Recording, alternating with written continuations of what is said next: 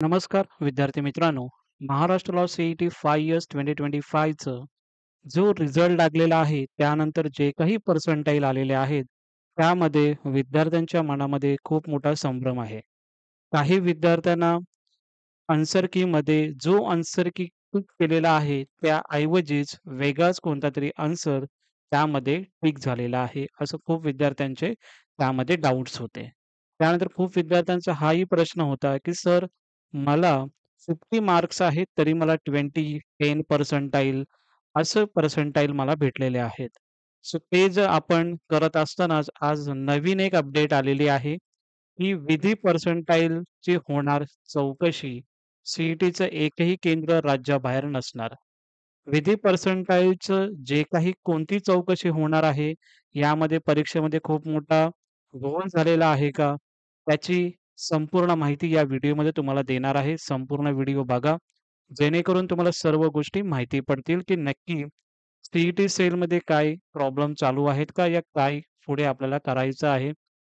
त्यानंतर विद्यार्थ्यांनी किंवा पालकांनी पुढे काय करायचं आहे, त्याचीच माहिती तुम्हाला या व्हिडिओमध्ये मी सांगणार आहे. पण आपण जो सकाळ न्यूजपेपरमध्ये जे काही आर्टिकल आलेलं आहे, ते तुम्हाला मी सांगत आहे. खूप विद्यार्थ्यांचं यामध्ये संभ्रम येत आहे. त्यासाठीच हा व्हिडिओ तुम्हाला बनवलेला आहे आणि ती जी माहिती तुम्हाला मी सांगत आहे, की कोणती माहिती यामध्ये आलेलं आहे. खूप विद्यार्थ्यांनी मला Instagramला पण पिन केलेलं होतं, मेसेज केलं होतं, की "सर अशी अपडेट आलेली आहे. ती एकदा तुम्ही नक्की आम्हाला सांगा." सो तीच इन्फॉर्मेशन तुम्हाला सांगत आहे. यामध्ये जर बघितलं राज्य सीईटी सेलकडून जो काही रिझल्ट जाहीर झालेला होता आपला एल-एल-बी 5 इयरचा, तो जो रिझल्ट झाल्याच्या नंतर सीईटीमध्ये बिहारच्या पाटणा शहरातील 4 विद्यार्थ्यांना 100 पर्सेंटाइल भेटलेले आहेत. म्हणजे कुठे कुठे हे सेंटर होतं? हे सेंटर होतं बिहारमध्ये, पटनामध्ये. त्या किती विद्यार्थी आहेत? ते 4 विद्यार्थी आहेत. त्यांना 100 पर्सेंटाइल भेटल्यामुळे त्यात मोठ्या प्रमाणात गैरप्रकार झाल्याची शक्यता असल्याने या प्रकरणाची गुन्हे अन्वेषण विभागाकडून चौकशी केल्या जाणार असल्याची माहिती आज उच्च व तंत्रशिक्षण मंत्री चंद्रकांत पाटील यांनी दिलेली आहे. सो यामध्ये जर आपण बघितलं तर 100 पर्सेंटाइल 4 विद्यार्थ्यांना भेटलेले आहेत. एल-एल-बी 5 इयर्स स्टुडंट यांना.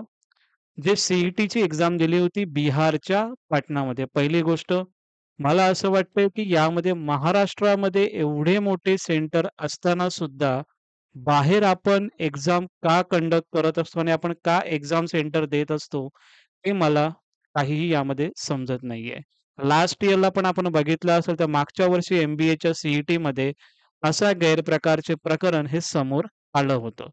त्यातही इतर राज्यातील परीक्षा केंद्रावरच असा प्रकार समोर झाला होता. म्हणजेच दुसऱ्या राज्यामध्ये जर बघितलं तर दुसऱ्या राज्यामध्ये हा एम-बी-एचं जेव्हा सी-ई-टीचं प्रकरण झालं होतं, ते दुसऱ्या राज्यामध्येच झालं होतं. महाराष्ट्र राज्यामध्ये नव्हतं झालं. आजही जर आपण बघितलं, महाराष्ट्राच्या सेंटरमध्ये कोणताही हा प्रकार झालेला नाही.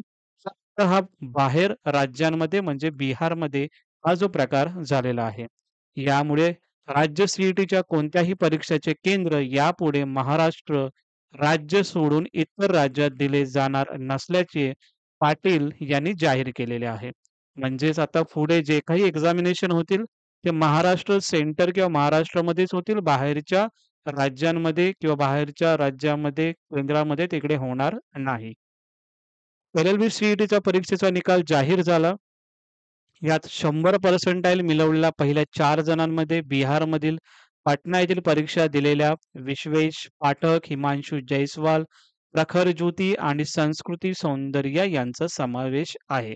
या चारही विद्यार्थ्यांना पाटण्यातील माही इन्फोटेक या परीक्षा केंद्रावरून सीईटी दिली होती आणि एकाच परीक्षा केंद्रावरील 4 विद्यार्थ्यांना 100 पर्सेंटाइल मिळणे हा गंभीर प्रकरण असणे हे प्रकरण गुन्हे अन्वेषण विभागाकडे घेतले असल्याचे पाटील यांनी यावेळी सांगत पुढे इतर राज्यात सीईटी परीक्षेची कोणतीच परीक्षा हे पुढे केंद्रावर दिले जाणार नाही नसल्याचे त्यांनी स्पष्ट केलेले आहे. म्हणजेच एकाच केंद्रावरती 4 स्टुडंट यांना जर बघितलं तर 100 पर्सेंटाइल भेटलेले आहेत. हे शक्य नाही आहे. त्यासाठीच गुन्हे अन्वेषण विभागाकडे हा पूर्ण प्रकार दिलेला आहे आणि जे काही हे 4 विद्यार्थी असतील यांना डिस्क्वालिफिकेशन करतीलच. जे काही पुढे जो काही गुन्हा पुढे दाखल झालेला आहे त्यानुसार जी काही कारवाई होईल, त्यानंतर जे काही असेल ते डिस्क्वालिफिकेशन हे होऊ शकतं. त्यानंतर आता खूप विद्यार्थ्यांच्या मनामध्ये हा प्रश्न असणार आहे, की सर महाराष्ट्रामध्ये सी-ई-टीची एल-एल-बी 5 इयरची एक्झाम परत होणार आहे का? हा मोठा प्रश्न विद्यार्थ्यांच्या मनामध्ये आहे. तर मला असं वाटतं, की परत एक्झाम महाराष्ट्रासाठी नाही होणार. मे बी असं होऊ शकतं, की आउटसाइड महाराष्ट्र स्टुडंटचे जे काही आहेत त्यांची एक्झाम होण्याचे चान्सेस आहेत. पण आता महाराष्ट्र स्टुडंट या विद्यार्थ्यांनी काय करायचं आहे? जर त्यांना कमी पर्सेंटाइल भेटलेला आहे, जास्त स्कोर असताना सुद्धा त्यासाठी ऑलरेडी मी तुम्हाला मेल ड्राफ्ट करायला सांगितलेलं होतं. तेही तुम्हाला आता मी परत एकदा सांगत आहे. जेणेकरून हा जर प्रकरण जास्त जर वाढवला किंवा जास्त जर झालं, तर त्यामध्ये ज्या विद्यार्थ्यांना कमी मार्क्स किंवा कमी पर्सेंटाइल आहेत, ते जर एक्झाम रिटर्न जर झाली, तर त्यामध्ये त्या विद्यार्थ्यांचा फायदा असू शकतो. काय करायचं आहे ते तुम्हाला आता मी सांगत आहे. हा जो मेल जो ड्राफ्ट करायचा आहे सी-ई-टीला clarification regarding high score but low percentile. खूप विद्यार्थ्यांचे यामध्ये डाउट्स आहे, सर आम्हाला स्कोर चांगला आहे, बट लो पर्सेंटाइल भेटलेले आहे. सो हा जो ड्राफ्ट आहे Telegram चॅनलला मी ऑलरेडी दिलेला आहे. डिस्क्रिप्शन बॉक्समध्ये Telegramची लिंक आहे. त्यामध्ये जॉइन करा आणि हा ड्राफ्ट तुम्हाला ॲज इट इज फॉरवर्ड करायचा आहे सी-ई-टी सेलला. मेल आयडी सुद्धा मी तिकडे पाठवलेला आहे Telegram चॅनलला. यामध्ये तुमचं नाव टाकायचं आहे. त्यानंतर एक्झाम 28 एप्रिलला झालेली होती आणि तुमचं ॲप्लिकेशन आणि रोल नंबर हे तुम्हाला मेन्शन करून तुम्हाला हा मेल ड्राफ्ट करायचा आहे. सी-ई-टीला हा मेल करायचा आहे.